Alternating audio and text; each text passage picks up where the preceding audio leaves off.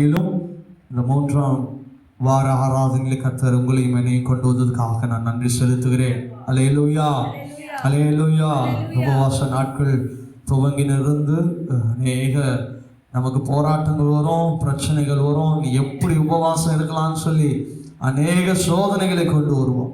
கர்த்தர் அந்த சோதனைகள் எல்லாம் ஜெயமாய் மாற்றி அவர் நம்மை நடத்தி கொண்டிருக்கிறார். அல்லேலூயா, அல்லேலூயா, அல்லேலூயா.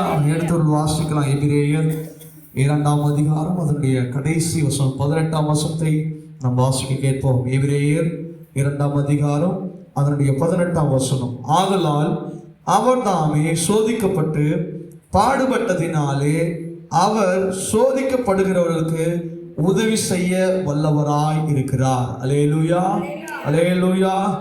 இந்த அதிகாரம், அதாவது எபிரேயர் புஸ்தகத்தை நிறைய போதக வல்லுநர்கள், அநேக வேத வல்லுநர்கள் இந்த புஸ்தகத்தை அப்போஸ்தலனாகிய பவுல் எழுதினார் என்று சொல்லி அதை சொல்லுகிறாங்க. ஆனால் அதற்கு ஒரு ஆதாரமான காரியங்கள் இல்லை. அதனால் நீங்கள் எபிரேயர் புஸ்தகத்தை நிறைய பேர் பர்னபாஸ் எழுதினாருன்னு சொல்கிறாங்க, ஒரு சிலர் பவுல் எழுதினாருன்னு சொல்கிறாங்க. ஆனால் 80% மேலானவர்கள் இந்த புஸ்தகத்தை அப்போஸ்தலனாகிய பவுல் தான் எழுதினார் என்று சொல்லுகிறாங்க. ஏன்னா மற்ற புஸ்தகங்களோடு இந்த எபிரேயர் புஸ்தகத்தை ஒப்பிடும் பொழுது அநேக காரியங்கள் எபிரேயர் புஸ்தகமும் பவுல் எழுதின புஸ்தகங்கள் ஒற்றுமையாக காணப்படுகிறதுனால இதை பவுல் எழுதினார் என்று சொல்லி அநேகர் விசுவாசிக்கிறாங்களே. நானும் விசுவாசிக்கிறேன், அப்போஸ்தலனாகிய பவுல் இந்த புஸ்தகத்தை எழுதியிருப்பார் என்று சொல்லி. அல்லேலூயா, அல்லேலூயா. ஏன் என்று சொன்னால் அந்த வசனத்தை நல்லா கவனிங்க. ஆதலால் அவர் தாமே சோதிக்கப்பட்டு பாடுபட்டதினாலே அவர் சோதிக்கப்படுகிறவருக்கு உதவி செய்ய வல்லவராய் இருக்கிறார். என்ன வசனம் சொல்லுதுன்னா, இயேசு கிறிஸ்து உங்களுக்காகவும் எனக்காகவும் அடிக்கப்பட்டு நொறுக்கப்பட்டு அவர் கல்வாரி சிலுவையில் ஏற்றப்பட்டு அவர் தொங்க விடப்பட்டு அவரை குத்தினார்கள், அடித்தார்கள், தலையில முள்முடியை சூட்டினார்கள். இவைகள் எல்லாம் யாருக்காக சென்றார் என்று சொன்னா, உங்களையும் என்னையும் மீட்பதற்காக அவர் பலியாய் ஒப்பு கொடுக்கப்பட்டார். அல்லேலூயா. அதனால்தான் அவர் தாமே சோதிக்கப்பட்டு பாடுபட்டதினாலே இந்த உலகத்துல நீங்க சோதிக்கப்படும் பொழுதும் நீங்க பாடுகள் படும் பொழுதும் அவர் உங்களுக்கு உதவி செய்வார் என்று சொல்லி வசனம் சொல்லுது. அல்லேலூயா, அல்லேலூயா. ஏதோ சொல்றேன்னா, அவர் சுமந்திருக்கிறார், அவர் பாடுபட்டிருக்கிறார், அவர் சோதிக்கப்பட்டிருக்கிறார். எல்லாத்தையும் அவர் சரீரத்தில் என்ன பண்ணியிருக்கிறாரு? அனுபவிச்சிருக்கிறார் இல்லையா? அவர் மனுஷனா வந்து இந்த உலகத்துல எல்லா காரியங்களையும் அவர் என்ன பண்ணாரு? அனுபவிச்சார். அதை அனுபவிச்சதுனால இந்த பாடுகளையோ இந்த துக்கங்களையோ நீங்களும் நானும் அவைகளுக்குள்ளாய் நடக்கும் பொழுது அவர் என்ன பண்ணியிருப்பாரு? அறிந்திருக்கிறார். ஏன்னா அவருடைய சரீரத்தில் அவர் என்ன பண்ணியிருக்கிறார்? அவர் ருசி பார்த்திருக்கிறார். அதனால நீங்க சோதிக்கப்படும் பொழுதோ, நீங்க பாடுபடும் பொழுதோ, நீங்க கஷ்டப்படும் பொழுதோ, ஆண்டவருடைய சமூகத்தில் புலம்பும் போதோ ஆண்டவருக்கு தெரியும் நான் எவ்வளோ கஷ்டப்பட்டேன். அதே தான் என் பிள்ளைகளாம் என்ன பண்ணுது? கஷ்டப்படுதுன்னு சொல்லி அப்பேற்பட்ட பிள்ளைகளுக்கு என்ன பண்ணுவாரா? ஆண்டவர் சோதிக்கப்படுகிற பிள்ளைகளுக்கு உதவி செய்கிறவராக இருக்கிறார். அல்லேலூயா, அல்லேலூயா. இந்த உலகத்துல உங்களுக்கு உதவி செய்யறேன்னு சொல்லி யார் வேணாலும் சொல்லலாம். உங்ககிட்ட பணம் இருக்கும் பொழுதோ, உங்ககிட்ட அந்தஸ்து இருக்கும் பொழுதோ, உங்ககிட்ட செல்வங்கள் இருக்கும் பொழுதோ, உங்ககிட்ட எல்லாமே இருக்கும் பொழுது உங்களுக்கு என்ன பிரச்சனை வந்தாலும் சொல்லுங்க, நாங்கள் தீர்த்து தரோம் அப்படின்னு சொல்லுவாங்க. ஆனால் உங்ககிட்ட ஒரு பைசா இல்லைன்னு நம்மளுக்கு தெரிஞ்சிருச்சுன்னா அந்த உதவி செய்கிறவன் எங்கே போகிறானே தெரியாது. அல்லேலூயா, அல்லேலூயா. இளையகுமாரன் கதையை நல்லா கவனிச்சு பாருங்களேன். அவன் எல்லாவற்றையும் வைத்திருக்கும் போது அவன் நிறைய நண்பர்கள் எல்லாம் இருந்தாங்க. அவங்க எல்லாத்தையும் செலவிட்ட பிறகு யாருமே கூட இல்லை. அவனை தேற்றுவதற்கோ ஆற்றுவதற்கோ ஒருவனும் இல்லை. ஒருவேளை இன்னைக்கு என்கிட்ட அந்தஸ்து இருக்கு, பொருள் இருக்கு, என் சரீர பலம் இருக்குது அப்படின்னு சொல்லி நீங்க தேவனை சாராம போயிட்டீங்கன்னா தேவனை சாருகிறதுக்கு ஒரு நாள் வரும் இல்லையா? அந்த நாளை யோசிச்சு பார்த்துங்க. ஐயோ, இவ்வளோ நாள் நான் தப்பு பண்ணிட்டேனே, இவ்வளோ நாள் நான் என் சுய பலத்தினால நான் வாழ்ந்துட்டேனே, இவ்வளோ நாள் நான் என்ன பண்ணிட்டேன், நான் என்ன நம்பி வாழ்ந்துட்டேன், அடுத்தவனை நம்பி வாழ்ந்துட்டேன். இவன் என்னை தேற்றிடுவான், இவன் என்னை ஆற்றிடுவான், இவன் எனக்கு உதவி செஞ்சிடுவான், அவனால் எனக்கு ஒரு நன்மை வந்துடும், இவனால் எனக்கு ஒரு மேன்மை வந்துடும் சொல்லி கர்த்தரை தேடாம இருந்துட்டோம் அப்படின்னா கர்த்தரை தேடுகிறதுக்கு ஒரு நாள் வரும். அப்போ நாம துக்கப்படக்கூடாது, வருத்தப்படக்கூடாது. ஐயோ, நான் முதல்லயே ஆண்டவரை தேடாம போயிட்டேனே, முதல்ல ஆண்டவர் பட்சத்துல வராம போயிட்டேனே, முதல்லயே நான் என்ன பண்ணிட்டேன், தேவனை தேடி வராம போயிட்டேனே அப்படின்னு சொல்லி அந்த நாள்ல நீங்களும் நானும் வருந்தி ஒரு பிரயோஜனம் இல்லை. அதனாலதான் நாம் காலத்தை பிரயோஜனப்படுத்திக் கொள்ள வேண்டும். ஹல்லேலூயா, ஹல்லேலூயா. கிறிஸ்துவ வாழ்க்கையில சோதனை வருது, போராட்டம் வருது, கஷ்டம் வருது, நஷ்டம் வருதுன்னு சொல்லி சோர்ந்து போயிடாதீங்க, தேவனை தேடாம போயிடாதீங்க. நமக்கு எல்லாருக்குமே ஒரு மேன்மையான காரியம் தான் இந்த சோதனையின் காலம். ஹல்லேலூயா, ஹல்லேலூயா. சோதனை வந்துருச்சுன்னு சொல்லி பதறிடாதீங்க. ஏன்னா சோதனைகளை ஜெயித்த தேவன் நம்மோடு இருக்கிறார், போராட்டங்களை ஜெயித்த தேவன் நம்மோடு இருக்கிறார், வியாதிகளை ஜெயித்த தேவன் நம்மோடு இருக்கிறார். உங்களையும் என்னையும் உதவி செய்ய ஒருவர் காத்திருக்கிறார் என்பதை நீங்க அறிந்திருக்கணும். உங்களுக்காக உதவி செய்ய ஒரு மனுஷன் இருக்கிறார். யாரு? நம்ம ஆண்டவர் இருக்கிறார். ஹல்லேலூயா, ஹல்லேலூயா. உதவி இல்லையே, உதவி செய்ய யாருமே இல்லையே, என் துக்கத்தை கேட்க யாருமே இல்லையே, என் ஜெபத்தை கேட்க யாருமே இல்லையேன்னு சொல்லி நீங்க கவலைப்பட வேண்டிய அவசியமே இல்லை. உங்களுக்கு உதவி செய்ய ஒருவர் எப்பொழுதும் காத்து கொண்டு இருக்கிறார். உங்களுக்கு உதவி செய்ய ஒருவர் காத்து கொண்டே இருக்கிறார். உன் பலவீனத்துல, உன் போராட்டத்துல, உன் கஷ்டத்துல, உன் நஷ்டத்துல, உன் சோதனையின் காலத்துல, உன் உபத்திரவத்தின் காலத்துல, உன்கிட்ட ஒண்ணுமே இல்லாத காலத்துல உனக்கு உதவி செய்ய ஆண்டவராகிய இயேசு கிறிஸ்து இருக்கிறார். ஹல்லேலூயா, ஹல்லேலூயா, ஹல்லேலூயா. அப்ப அவரை நோக்கி பாருங்க, அவரை மாத்திரம் நோக்கி பாருங்க. உங்க சோதனையின் காலத்துல அவரை நோக்கி பாருங்க, உங்க கஷ்டத்தின் காலத்துல அவரை தேடி பாருங்க. அவர் நிச்சயமாகவே உங்களை நேசிக்கிறவராக இருக்கிறார். உங்களுக்காக தானே கல்வாரி சிலுவையில் அடிக்கப்பட்டார், உங்களுக்காக தானே ரத்தத்தை சிந்தினார், உங்களுக்காக தானே எல்லாவற்றையும் அவர் செய்து கல்வாரி சிலுவையில் முடித்து வைத்தார். இவையெல்லாம் செய்த என் தேவனுக்கு உங்களுக்கு உங்க போராட்டத்தின் மத்தியில உங்களுக்கு உதவி செய்யாமல் இருக்க முடியுமா? உங்க கஷ்டத்தின் மத்தியில உங்களுக்கு உதவி செய்யாமல் இருக்க முடியுமா? அவர் கைத்தறி சிரிச்சிட்டு இருப்பாரு, என் பிள்ளை கஷ்டப்படுதுன்னு சொல்லி. உலகத்தின் தகப்பனும் தாயை அப்படி செய்ய முடியாது. நல்லா புரிஞ்சுக்கோங்க. ஒரு உலகத்தின் தாயே தகப்பனே அந்த பிள்ளை அழிந்து போகுது அப்படின்னு சொன்னா நிச்சயமாகவே வெறுமையா விட்டுற மாட்டாங்க, பார்த்து கொண்டு இருக்க மாட்டாங்க. ஒரு உலகத்தின் தாய் தகப்பனே அப்படி நினைக்கும் போது என் பரம தகப்பன் உங்களையும் என்னையும் தமது சாயலாய் உருவாக்கின என் தேவன் ஒரு பொழுது உங்களை கைவிடவே மாட்டார். ஹல்லேலூயா, ஹல்லேலூயா. உங்களுக்குள்ள எவ்வளோ இறுக்கமான காரியம் இருக்கலாம், எவ்வளோ கஷ்டமான காரியம் இருக்கலாம். நான் எவ்வளோ போராடி கொண்டு இருக்கிறேனே, எவ்வளோ செபித்து கொண்டு இருக்கிறேன், நான் உபவாசம்லாம் இருக்கிறேனே, ஏன் இந்த காரியம் நடைபெறல, ஏன் இந்த காரியம் கைகூடி வரலன்னு சொல்லி அநேக நேரத்தில் நம்ம போராடி கொண்டு இருக்கிற காரியத்தை ஆண்டவர் பார்த்து கொண்டு இருக்கிறார். குறித்த வேலை வரும், குறித்த வேலை வரும். நீங்க பொறுமையோடு காத்திருங்க. பொறுமையோடு காத்திருக்கும் பொழுது நிச்சயமாகவே உன் சோதனைகளை நீங்கள் ஜெயிக்க முடியும். ஹல்லேலூயா. சோதனையை சகிக்கிற மனுஷன் பாக்கியவானா இருக்கிறீங்க. அவர் உங்களை பாக்கியவானா பார்க்கிறார், உங்களை பாக்கியவதியா பார்க்கிறார். என் பிள்ளை எவ்வளோ கஷ்டத்தின் மத்தியிலையோ என்னை துதிக்க வரா, என்னை தேடி வரா, சபைக்கு வரா, அதையெல்லாம் ஆண்டவர் பார்த்து கொண்டு இருக்கிறார். உங்க பிரயாசங்கள் எல்லாம் பார்த்து கொண்டு இருக்கிறார். என் கஷ்டத்தின் மத்தியில என் பிள்ளை என்னை நோக்கி வந்திருக்கிறார். ஒரு நாள் இல்லைனால ஒரு நாள் என் பிள்ளையினுடைய வேண்டுதலின் சத்தத்தை என்ன பண்ணுவார் ஆண்டவர்?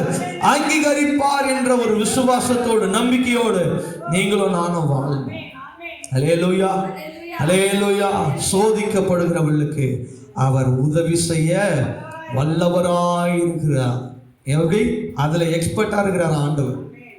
உதவி செய்ததுல ஆண்டவர் யாரு? எக்ஸ்பர்ட். என் தேவன் யாரு? எக்ஸ்பர்ட். எதுல? உதவி செய்வதில்ல. யாராவது கேட்டாங்களா? சொல்லுங்க. உங்களுக்கு யாருமே இல்லையே, உனக்கு உதவி செய்ய யார் இருக்கிறாங்கன்னு கேட்டா சொல்லுங்க. இந்த உதவி செய்கிறவர்கள எக்ஸ்பர்ட்டே எங்க கடவுள் தான். ஹல்லேலூயா. இந்த உதவி செய்ததுல எக்ஸ்பர்ட்டே எங்க ஆண்டவர். யாரும் உங்க ஆண்டவர் சொன்னா சொல்லுங்க.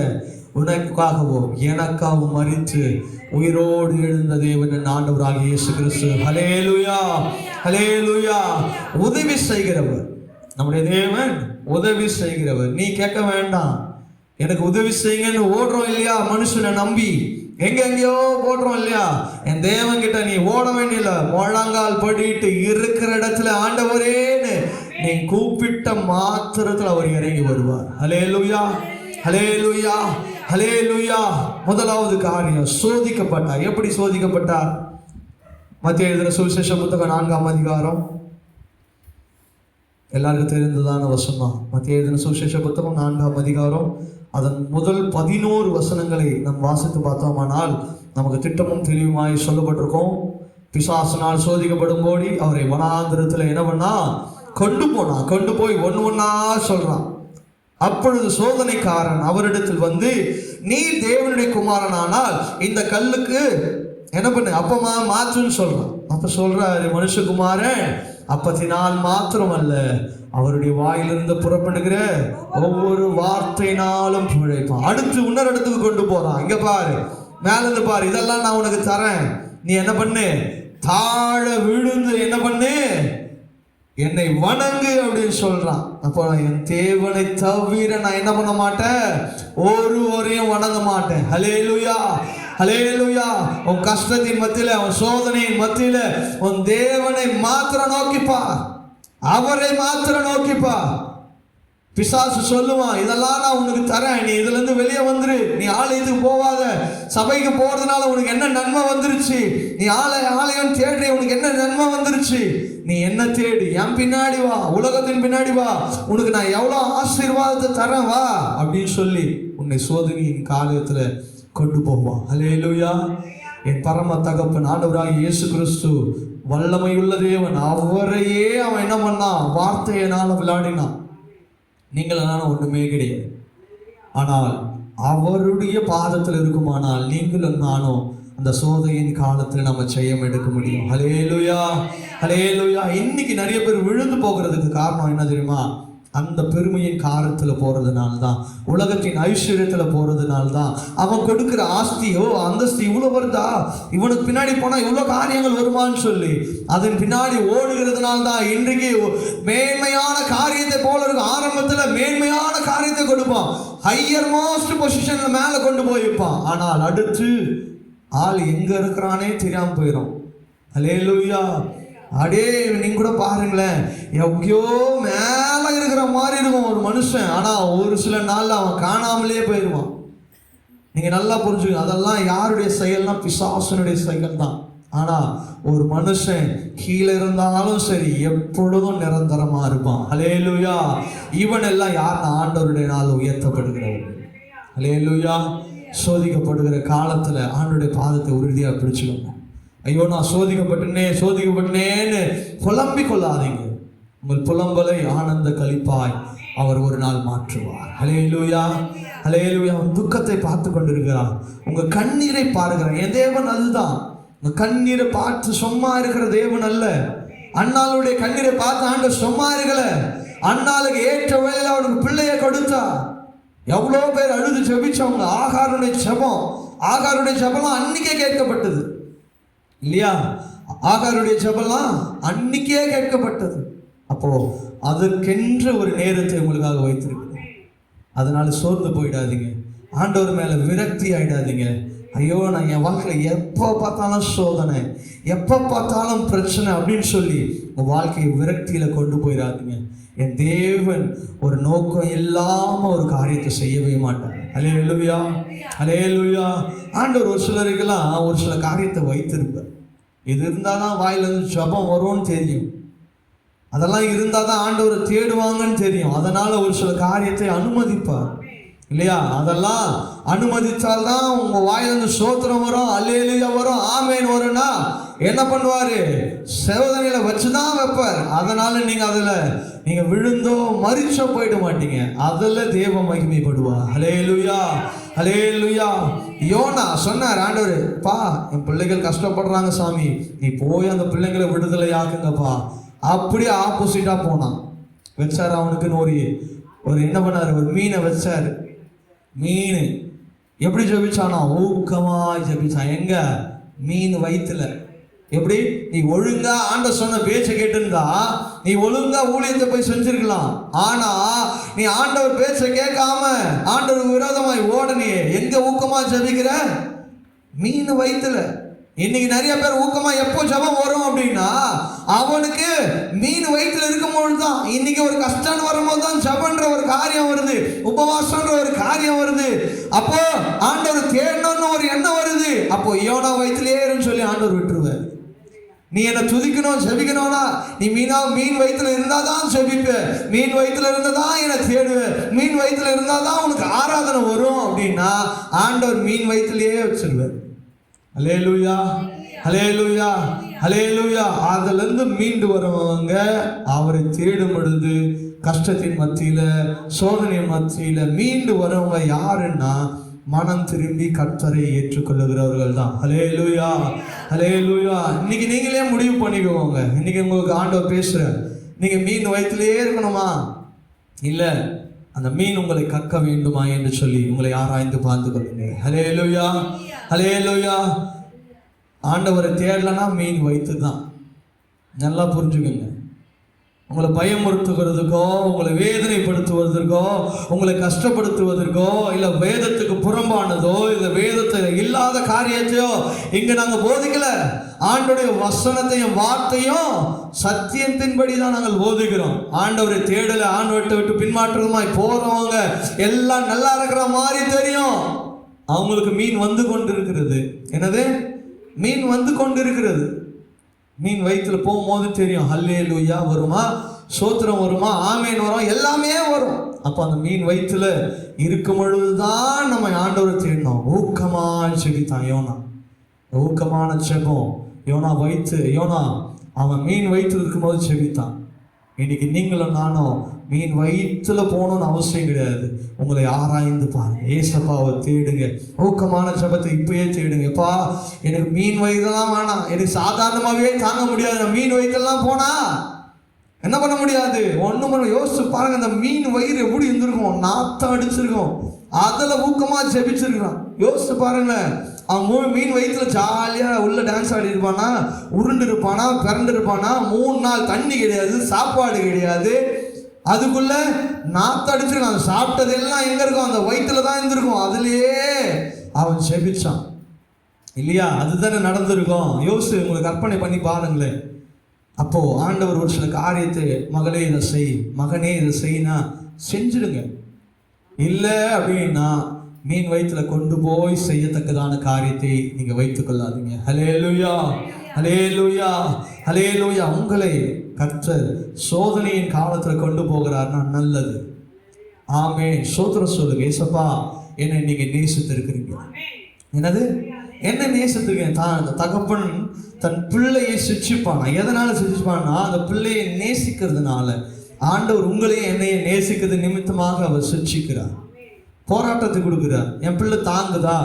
ஏன்னா ஒரு ஆசீர்வாதத்தை நான் கொடுக்கணும் இல்லையா? எல்லாத்தையும் தாங்கினாதான் என்ன பண்ணோம், ஆசீர்வதிக்கும். இன்னைக்கு ஒரு 2 நாளுக்கு முன்னாடி ஒரு ஆண்டுடைய வார்த்தையை நான் கேட்டுட்டு இருந்தேன். ஒரு சகோதரி பேசினாங்க, நம்மலாம் யாரா இருக்கணும்னு ஒரு குத்து விளக்கா இருக்கணும்னு சொன்னாங்க. அந்த குத்து விளக்க செய்யும் பொழுது எப்படி சாதாரணமா அச்சுல ஊத்திட்டா குத்து விளக்கு வந்துருமா? அந்த விளக்கு என்ன பண்ணுவாங்க, அடின்னு அடிப்பாங்க, உடைப்பாங்க, தேய்ப்பாங்க, எல்லாமே செய்து வரும் பொழுது அது எப்படி இருக்குமா, கம்பீரமா இருக்கும். நமக்கு பார்க்கறதெல்லாம் குத்து விளக்கு தான், நான் வாங்கின அடி அந்த குத்து விளக்கு தான் தெரியும். ஹல்லேலூயா. அப்படியா இவங்களையும் என்னையும் அடிப்பாரு, குத்துவாரு, நொறுக்குவாரு, தீட்டுவார், ஷைன் பண்ணுவார், பாலிஷ் பண்ணுவார். எல்லாமே எதுக்குன்னா உன்னையும் என்னையும் கம்பீரமாக வைப்பதற்கு. ஹல்லேலூயா, ஹல்லேலூயா. அதனால சோதனையின் காலத்துல அழுகாதீங்க, ஆண்டவரை விட்டு மறுதளிச்சு ஓடிடாதீங்க. ஆண்டவர் வேற வேலையே இல்லை, எனக்கு மட்டும்தான் இந்த காரியத்தை கொடுத்து கொண்டு இருக்கான்னு சொல்லி இந்த முறுமுறுப்பான காரியங்களை உங்களுக்குள்ள கொண்டு வந்துடாதீங்க. கஷ்டத்தின் காலமா ஏசப்பா உமக்கு நன்றி, இதுல எனக்கு என்ன பண்ணுங்க, உதவி செய்யுங்க. எபிரேயர்ல அதை சொல்லுது இல்லையா, ஆண்டவரே நீ சோதிக்கப்படுகிறவனுக்கு உதவி செய்கிறவர். எனக்கு நீங்க உதவி செய்யுங்கப்பா. இந்த சோதனை காலத்துல எனக்கு உதவி செய்யுங்க, என் கஷ்டத்தின் காலத்துல எனக்கு உதவி செய்யுங்க, என் துன்பத்தின் காலத்துல எனக்கு உதவி செய்யுங்க. எனக்கு ஊக்கமான காரியத்தை எனக்கு என்ன பண்ணுங்க, கொடுங்க அப்படின்னு சொல்லி ஆண்டவர்கிட்ட கேளுங்க. முதலாவது எப்படிப்பட்டா? சோதிக்கப்பட்டார். இரண்டாவது அவர் பாடுபட்டார். ஏசாயா எழுதின தீர்க்கதரிசன புத்தகம் 53ஆம் அதிகாரம். ஏசாயா எழுதின தீர்க்கதரிசன புத்தகம் 53ஆம் அதிகாரம் அதனுடைய 4 மற்றும் 5 வசனத்தை வாசிப்போம். ஏசாயா எழுதின தீர்க்கதரிசன புத்தகம் 53ஆம் அதிகாரம் 4 வசனம் 5 வசனம். பாடுகளை ஏற்றுக்கொண்டு நம்முடைய துக்கங்களை சுமந்தார். நாமோ அவர் தேவனால் அடிபட்டு வாதிக்கப்பட்டு சிறுமைப்பட்டவர் என்று எண்ணினோம். நம்முடைய மீறுதல்களின் நிமித்தம் அவர் காயப்பட்டு நம்முடைய அக்கிரமங்களின் நிமித்தம் அவர் நொறுக்கப்பட்டார். நமக்கு சமாதானத்தை உண்டு பண்ணும் ஆக்கினை அவர் மேல் வந்தது, அவருடைய தழும்புகளால் நாம் குணமானோம். ஹல்லேலூயா, ஹல்லேலூயா. அவர் பாடுபட்டிருக்கிறார். அவர் உங்களை என்னை நேசித்ததுனால தான் பாடுபட்டிருக்கிறார். உங்களை நேசிக்காம இருக்கிறாரா? உங்களுக்காக அடிக்கப்படுறாங்க, நொறுக்கப்படுறாரு, அவர் உங்களை நேசிக்காம இருப்பாரா? உங்களை கை விட்டுருவாரா? உங்க போராட்டத்தில் உங்களை விட்டுருவாரா? யோசிச்சு பாருங்க. அவர் நம் நிமித்தமாக எல்லாவற்றையும் சகித்தார் சிலுவையில். என் பிள்ளை நல்லா இருக்கணும், என் பிள்ளை நன்மையான பாதையில் நடக்கணும், என் பிள்ளை என்ன பண்ணும், ஜீவியத்தின் காரத்தை சரியா இருக்கணும், நித்திய ஜீவனை என் பிள்ளை பெற்றுக்கொள்ளணும். அது என் மரணத்தினால்தான் நடக்கும்னா நான் மரணத்தையே சந்தித்தாலும் பரவாயில்லன்னு சொல்லி அவர் மரணத்தை ருசி பார்த்தார். ஹல்லேலூயா, ஹல்லேலூயா. முதலாவது அவர் சோதிக்கப்பட்டார். இரண்டாவது அவர் பாடுபட்டார்.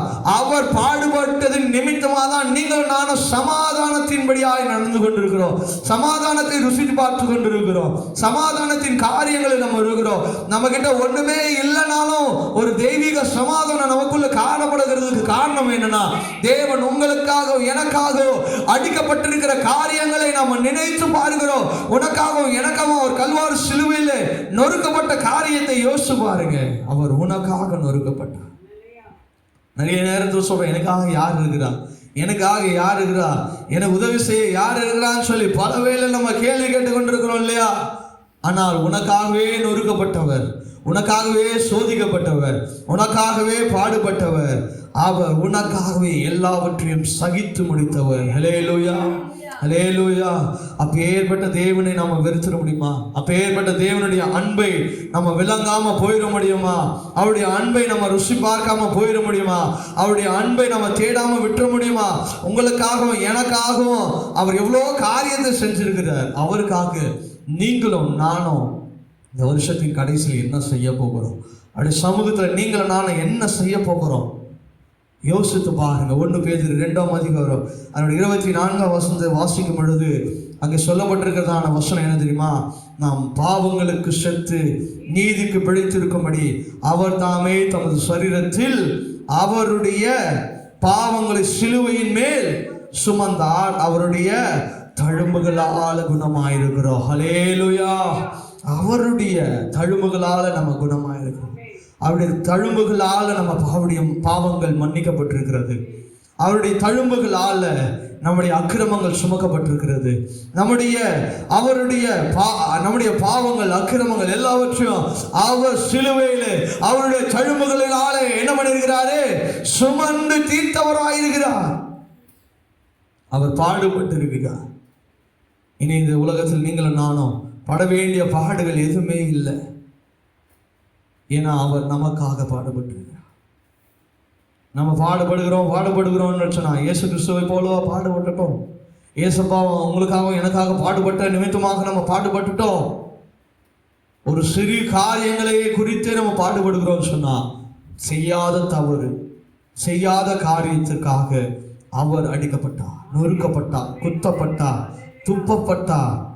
அவருடைய சரீரங்கள் பிக்கப்பட்டது, வாரினால் அடித்தாங்க, தலையில முள்முடிய சுமந்தாங்க, ஒரு அவயங்களையும் விட்டு வைக்கவே இல்லை, எல்லாவற்றையும் அவர் சகித்தார். ஏன்னா என் பிள்ளை ஒரு நாள் நல்லா இருக்கணும், என் பிள்ளை இது நிமித்தமா அவன் நன்மையா இருப்பானா, எனக்கு இதை நான் ஏற்றுக்கொள்ளுகிறேன்.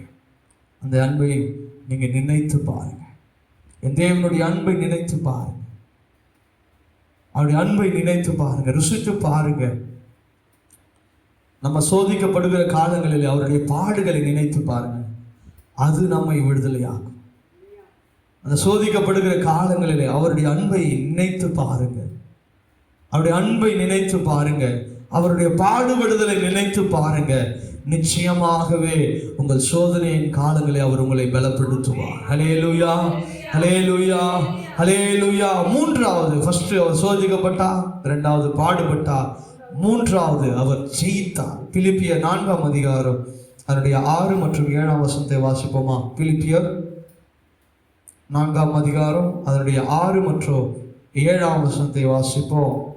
நீங்கள் ஒன்றுக்கும் கவலைப்படாமல் எல்லாவற்றையும் குறித்து உங்கள் விண்ணப்பங்களையும் ஸ்தோத்திரத்தோடு கூடிய ஜெபத்தினாலும் வேண்டுதலினாலும் தேவனுக்கு தெரியப்படுத்துங்கள். அப்பொழுது எல்லா புத்திக்கும் மேலான தேவ சமாதானம் உங்கள் இருதயங்களையும் உங்கள் சிந்தைகளையும் கிறிஸ்து இயேசுக்குள்ளே காத்துக்கொள்ளும். ஹல்லேலூயா, ஹல்லேலூயா. அவர் ஜெயித்திருக்கிறார்.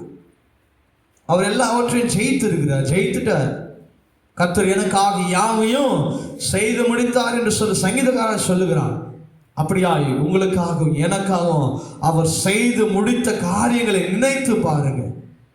அவருடைய அன்பை நினைத்து பாருங்க. எனக்காக ஜெயித்திருக்கிறார்.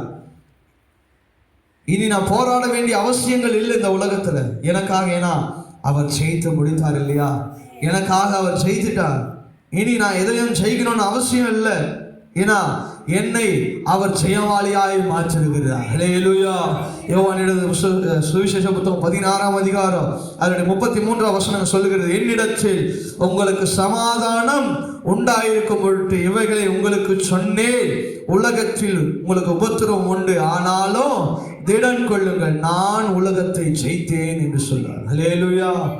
ஆண்டவர் சொல்றார், இந்த உலகத்துல உங்களுக்கு உபத்திரம் உண்டு, உபத்திரம் இல்லாமல்லாம் இல்லை, ஆனாலும் திடன் கொள்ளுங்க, இந்த உலகத்தை நான் ஜெயித்தேன். எப்படி நான் இந்த உலகத்தை ஜெயித்தனோ நீங்க தினம் கொண்டு என்ன தேடும் போது நான் ஜெயித்த மாதிரி இந்த உலகத்தை நீங்களும் ஜெயிக்க முடியும். ஹல்லேலூயா, ஹல்லேலூயா.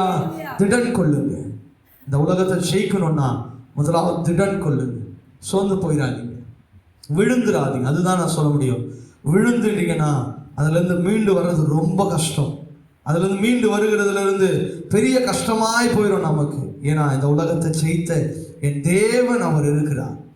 அவரோடு நாம போராடும் பொழுது நிச்சயமாகவே அவர் நம்மை ஜெயவாளியாய் மாற்றுவார். இன்னொரு வருஷம் சொல்லுது மத்தேயு 26:42, அவர் மறுபடியும் 2ஆம் தரம் போய், என் பிதாவே, இந்த பாத்திரத்தில் நான் பானம் பண்ணும் போதெல்லாம் பானம் பண்ணின ஒழிய இது என்னை விட்டு என்ன பண்ணணும், நீங்க கூடுமானால் என்ன பண்ணுங்க, உங்களுடைய சித்தத்தின்படி செய்யுங்கன்னு சொல்றான். இது நான் நினைக்கலப்பா, நீங்க இந்த உலகத்தில் அவர் ஜெயிப்பதற்காக தேவ சித்தத்திற்கு தன்னை ஒப்பு கொடுத்தார். ஹல்லேலூயா. நீங்களும் இந்த உலகத்தை ஜெயிக்கணும்னா அவருடைய சித்தத்துக்கு ஒப்பு கொடுங்க. தேவ சித்தம் என்ன என்பதை ஆராய்ந்து பாருங்க. தேவன் உங்களுக்காக வைத்திருக்கிற காரியங்களை ஆராய்ந்து பாருங்க. ஆண்டவரே, என்னை கொண்டு நீர் என்ன தீர்மானித்து வைத்திருக்கிறதோ அதன்படி நான் ஓடணும், அதன்படி நான் செய்யணும். எனக்கான என்ன காரியத்தை வைத்திருக்கிறீரோ அதன்படி நான் ஜீவிக்கணும், அதன்படி நான் வாழும் பொழுது நிச்சயமாகவே கர்த்தர் எனக்கு எல்லா காரியத்தையும் ஜெயமாய் மாற்றி கொடுப்பார். அவர் ஜெயித்திருக்கிறார்.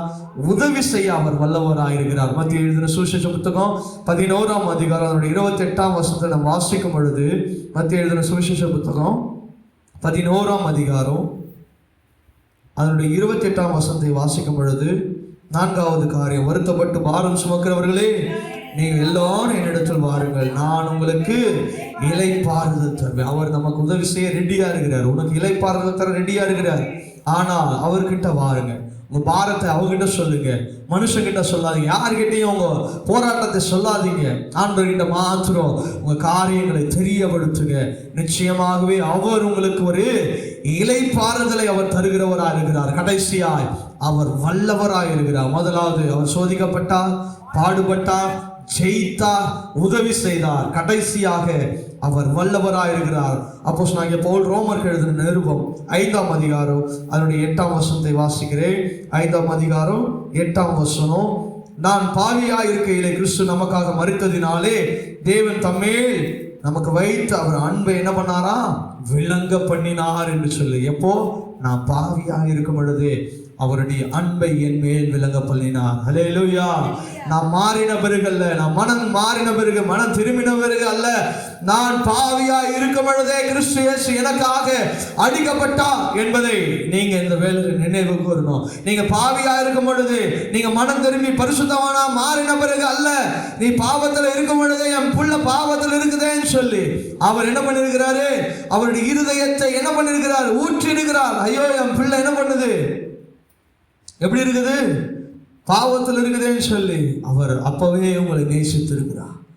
அவருடைய அன்பினால அவர் வல்லவர் என்பதை காண்பித்திருக்கிறார். ஹல்லேலூயா, ஹல்லேலூயா. இவ்வளோ காரியத்தை ஆண்டவர் நம்ம கூட பேசியிருக்கிறார் இல்லையா? இவ்வளோ காரியத்தை நான் செஞ்சேன்னு சொல்றாரு இல்லையா? இவ்வளோ காரியங்களை ஆண்டவர் நமக்காக செய்திருக்கிறார் இல்லையா? இனி நாம ஏன் கலங்க வேணும், நாம ஏன் புலம்ப வேண்டும் என்பதை நீங்க ஆராய்ந்து பாருங்க. யோபு எழுதின புத்தகத்தை 42ஆம் அதிகாரம் 2ஆம் வசனம், தேவரீ சகலத்தையும் செய்ய வல்லவர், நீ செய்ய நினைத்தது தடைபடா.